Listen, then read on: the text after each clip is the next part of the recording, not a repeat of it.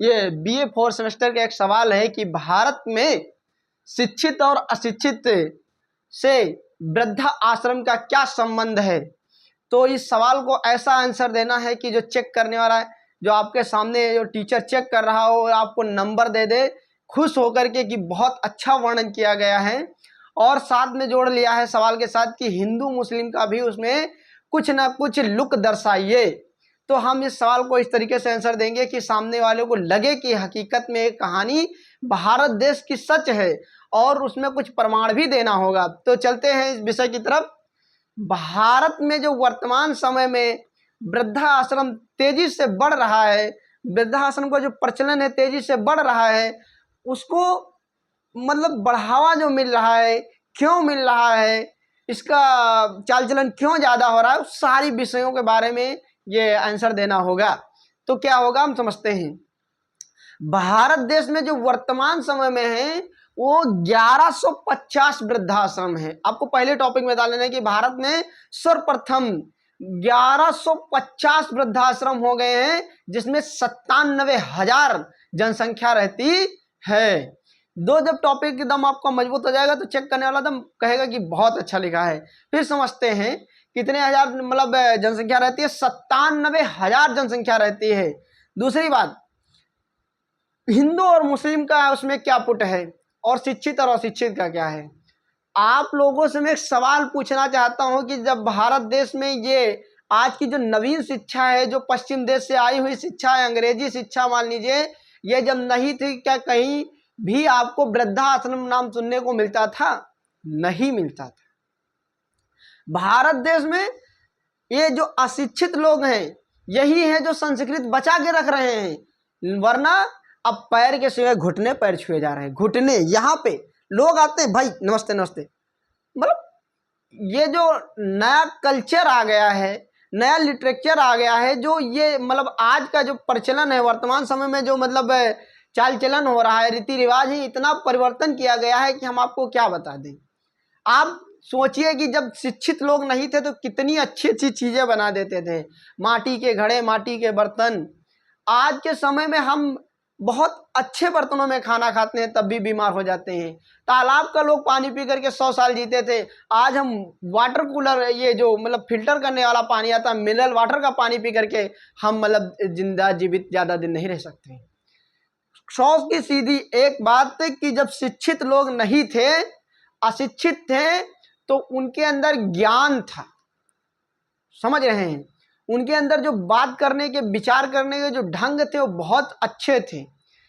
ऐसा नहीं है कि जो आज के समय में शिक्षित लोग हुए वही बहुत कुछ कर सकते थे। पहले के लोगों ने बहुत कुछ हमें सिखाया, बहुत अच्छे अच्छे संस्कार थे। शिक्षित होना संस्कारों का खो जाना हो जाता है। मान लीजिए कि कोई पढ़ने जब बड़े कॉलेज में जा रहा है, लौट के जब घर आता है, उनको 2-4 वर्ड जो रटे रटाए हो जाते हैं कि hello mummy, good morning father, ये जो वर्ड है ना, ये लोगों के बीच में प्यार में एक दरार बने जा रहे हैं। ऐसी शिक्षा अगर किसी को मिल रही हो तो शिक्षा बेकार है। कहने का मतलब है कि आज के समय में हमारा जो मेन मुद्दा था कि आश्रम, वृद्धाश्रम क्यों इतना ज्यादा बन रहे हैं, इसका कहीं ना कहीं कारण शिक्षित दिखाई दे रहा है। क्योंकि जो पढ़ा लिखा शिक्षित व्यक्ति होता है वो महिलाओं की बात बहुत जल्दी मान लेता है। पहले के पुरुष होते थे, वृद्धाश्रम की नाम की कहीं था ही नहीं। आप कभी देखे हैं कि कहीं वृद्धाश्रम पहले थे, कभी नाम आपने सुना हो?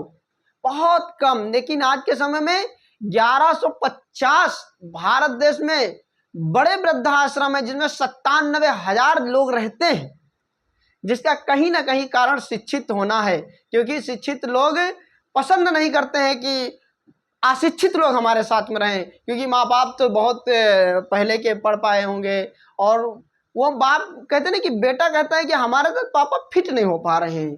तो कहीं ना कहीं ये कारण बन रहा है शिक्षित होना, जिससे वृद्धाश्रम में संख्याएं बढ़ रही हैं। ऐसे लिख देंगे, आपका अगर 5 नंबर का है तो 3 नंबर दे ही देगा। फिर 2 नंबर आपको और कहाँ से लाना है? जो 2 वर्ड दे दिए हिंदू और मुस्लिम को, इसमें समझते हैं।